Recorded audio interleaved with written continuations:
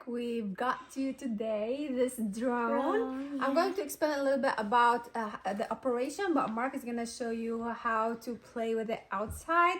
It has a camera and it can record and save videos and photos in HD resolution. All you need to do is install the application. The app comes, you can download it from the manual here. There is a QR code. You scan it, download it, and then go to the Wi-Fi settings, switch on this device, and from the Wi-Fi, look at here, from the settings, in the Wi-Fi, you connect it to XI Drone 17. Then you go back to the app, and it's on. You can control it using the phone or the remote control, but the cool thing about it is that you can hang it on the remote control so you can see what you are filming.